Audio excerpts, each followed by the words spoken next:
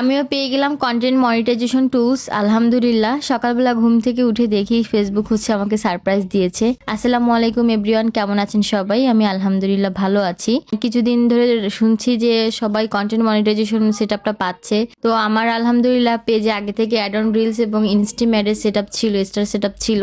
আর সকালবেলা দেখি যে কন্টেন্ট মনিটাইজেশন সেটআপ টুলসটা চলে এসেছে। যাক আলহামদুলিল্লাহ, সেটআপ পেয়েছি আলহামদুলিল্লাহ, কিন্তু মন মানসিকতা তেমন একটা ভালো নেই। কারণ ইতিমধ্যে আপনারা সবাই জেনেছেন রিলসের যে ডলার টার্নিংটা একদমই কমিয়ে দিয়েছে মানে হচ্ছে খুবই সামান্য দিচ্ছে। আগে 500 ভিউ হলেই হচ্ছে একটা আর্নিং আসতো, 1000 ভিউতে হচ্ছে আমি 6 থেকে 7 সেন্ট পেতাম। তো সেখানে বেশ কিছুদিন, এই লাস্ট 2 দিন ধরে আমার কোনো সেন্ট বা কোনো ডলার আর্ন হয়নি। তো আমি ভেবেছিলাম, খুব দুশ্চিন্তায় ছিলাম, যে আমি ভেবেছিলাম হয়তোবা আমার মনে হয় আর্নিংটা বন্ধ করে দিয়েছে। 1000, 2000, 3000 ভিউতে এখন কোনো ধরনের আর্নিং দিচ্ছে না। কাল হচ্ছে আমার একটা ভিডিওতে 4000 প্লাস ভিউ হয়েছে, তখন দেখলাম আমাকে 1 সেন্ট দিয়েছে। আগে যদি হতো তাহলে 4000 ভিউতে আমি এখানে না হলে 20 থেকে 25 সেন্ট পেতাম, কিন্তু সেখানে হচ্ছে আমাকে দিয়েছে 1 সেন্ট। তো মানে কি একটা অবস্থা, মানে কতটা কমিয়ে দিয়েছে আপনারাই বলেন। এতে মন মানসিকতা আসলে ভালো থাকার কথা না। এখন এটা যদি আপডেটের কারণে হয়ে থাকে, পরবর্তী যদি ঠিক হয় তাহলে তো আলহামদুলিল্লাহ,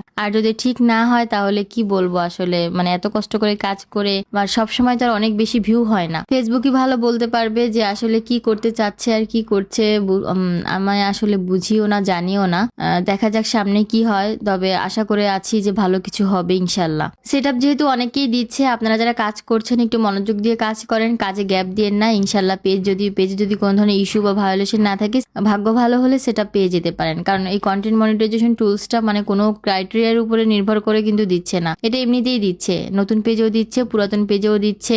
এটা মানে কোনো নির্দিষ্ট ধারা মানে বাধ্যবাধকতা নাই যে এটা থাকলে দিবে, ওইটা থাকলে দিবে না। তো যারা কাজ করছেন, নতুন আছেন, পুরাতন আছেন, যারা পাননি, ধৈর্য ধরে একটু লেগে থাকেন, ইনশাল্লাহ পেয়ে যাবেন আপনারাও। আচ্ছা, অনেক কথাই তো বললাম, কি রান্না করছি এটাই বলি একটু। আজ হচ্ছে ইফতারিতে কি রান্না বান্না করলাম, খাবারের কি আইটেম করলাম, এটা একটু শেয়ার করি। আজ ইফতারিতে হচ্ছে কোনো ভাজা পোড়া করবো না, আজকে ভর্তা ভাত দিয়ে ইফতারি করেছিলাম। তো হচ্ছে ভর্তা করেছিলাম হচ্ছে চিংড়ি মাছ ভর্তা, আর হচ্ছে এটা কি বলে ধনেপাতা ভর্তা। ধনেপাতা, কাঁচামরিচ, পেঁয়াজ, রসুন সবকিছু একবারে সরিষার তেলে একটু ভেজে নিয়েছি, যেন ভর্তাটা একটু আঠালো হয়। ধনেপাতাটাকে খুব ভালো মতো ভেজে নিয়েছি যেন কোনো রকম পানি না থাকে। তারপরে চিংড়ি মাছগুলোকে ওরকম সেম প্রসেসে মরিচ পেঁয়াজ দিয়ে ভেজে নিয়ে তারপরে শিলপাটা বেটে নিয়েছি। এইভাবে পাটা বেটে ভর্তা করতে আমার কাছে অনেক সময় লাগে। আমার কাছে মনে হয় যে এই টাইমে আমার ইফতারি বানানো হয়ে যেত। যাই হোক, একটু ভিন্ন রকমের ইফতার আইটেম করলাম আজকে, খুব ভালোই হয়েছিল। মাঝে মধ্যে একটু ভিন্ন রকমের ইফতার, ভাজা পোড়া থেকে বের হয়ে এসে ভিন্ন রকমের ইফতার করলে ভালো লাগে। সাথে একটু বেগুনও ভাজি করে নিয়েছিলাম।